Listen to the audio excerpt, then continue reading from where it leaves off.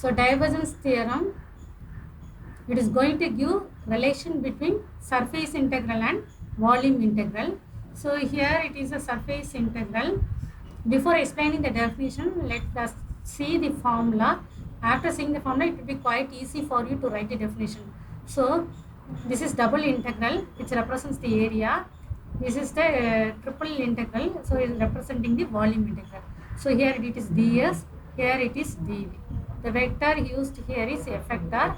If you want to convert the surface integral to volume integral, you replace this f vector with div f. Just introduce div before them.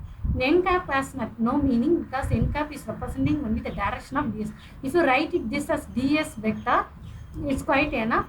Else you can write it as n cap into ds. Now let me define this definition. The surface integral of normal component of any vector field. This vector field may be a, b, c, d, whatever may be. Here in this case I have taken as f, will be equal to the volume integral of divergence of that vector. If it is f, it should be f over the volume b having the same surface. So if it is yes, it should be yes. Likewise, you have to write the definition. It gives relation between the surface integral and volume integral. For better understanding, let me explain with a piece of paper. Take a piece of paper in your notebook. You can see the shape of the paper will be a rectangle. You can fold it into a cone. If I made it into a cone, as a paper, it has no volume. It has only the area. Because the thickness of the paper is tending to 0, you have no volume. When you make that paper into a cone, now you get a volume because the cone can occupy some volume. So now with the same piece of paper, I can make a cone, long slender cone. If I fold the cone in the length, I can fold the paper in lengthwise as well as in breadthwise. If I fold in breadthwise, I will get a short slender cone. If I fold it in lengthwise, I will get a long slender cone. But both the cones have same surface area, but both are having some different volumes. There will be some relation between the surface area and all volume occupied by the particular shape. That relation is dealt by this divergence theorem. So for deriving, we have to derive this one. For deriving this, what I am going to do is, here I have taken the f vector, so I am going to take the f vector.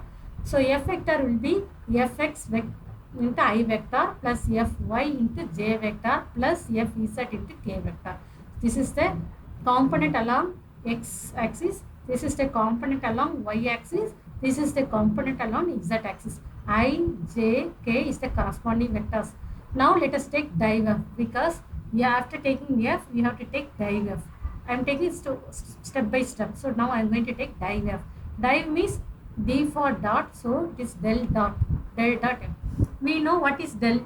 Del is dou by dou x of I vector plus dou by dou y of j vector plus dou by dou z of k vector. Always the same pattern.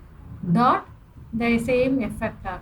So since it's a dot product, like terms will come. So dou fx by dou x plus dou fy by dou y plus dou fz by dou z. So what is the third step? You have to take triple integral. So I am taking the triple integral here. Triple integral div f dv. Instead of div f, the previous step answer has been written here. This is the div f. Then you should write dv. For dv it is dx dy into dz. This is the volume. So now let us solve one by one. So because in this side, right, left hand side, there is a double integral. It is enough for us to solve a single integral. If you solve, you should be able to get the left hand side. So I am going to solve the single integral. So single integral alone I have taken for manipulation. Single integral of dou fx by dou x. I am going to multiply this volume with each and every term, dx and dy z into each term. That's what it's written here. Dou fx by dou x into dx dy dz. Dou fy by dou y dx dy dz. Dou fz by dou z dx dy dz. So dou x and dx will be cancelled because dou or d, it's only the partial derivative or definite derivative. That's the difference in the letter. So these to be cancelled. So dou fx into dou y dou z. Dou fy into, here y will cancel, dx dz. Here z will be cancelled. So dx into dy.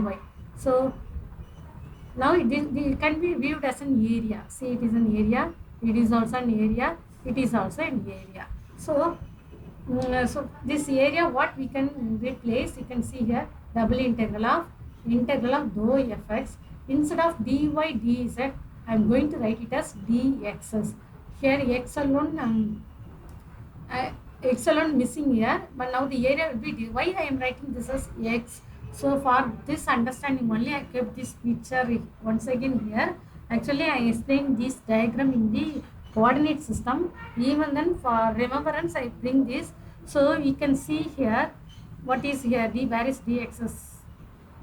It is in the front side. You can see this is a cube. You see the front side. In the front side, this is y.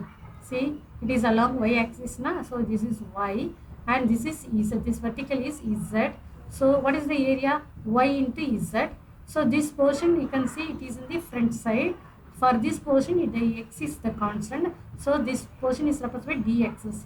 In the back portion, it will be minus del y into del x. Likewise, in the right side, left side, you can see here, right side and left side, it will be plus dxy, that side minus dxy. Top and bottom portion will be plus dxz and bottom minus dxz. So this is replaced by dxs, and this is replaced by dxy, and this is replaced by dxz. So when we integrate here, we will get fx. When you integrate, I will get fx, and the limit will be x1 to x2. So that's what I get. Applying the limit, I get fx2 minus fx1 dxs plus fy2 minus fy1 into dxy plus fz2 minus fz1 into dxz. So there is some difference between fx2 and fx1. This can be written as fx, and fy2 minus fy1, it can be replaced with fy. This difference is fz. So fx dxs, fy dxy, fz dz. So I'm going to view this as the dot product of two vectors. Dot product of two vectors.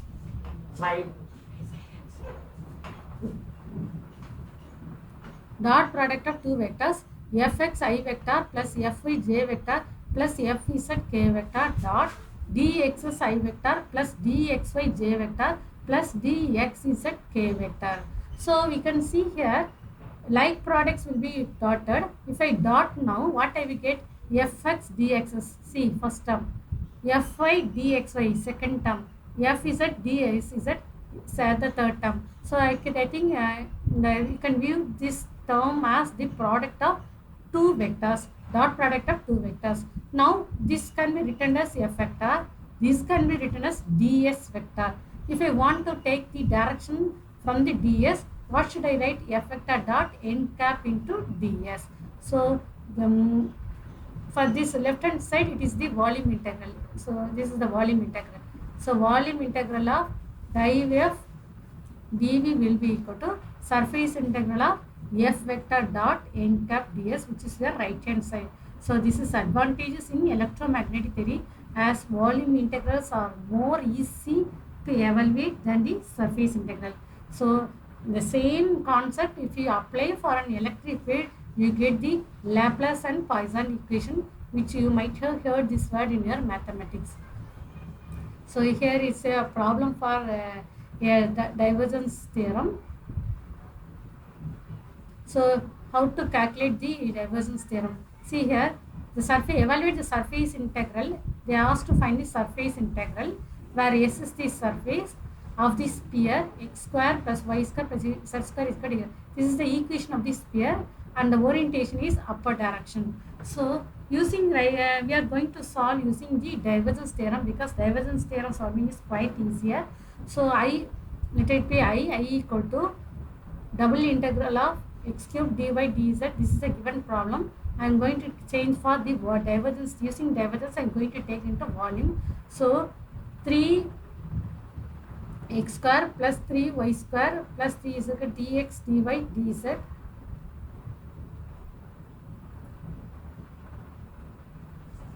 So it will be equal to the 3 times the x square.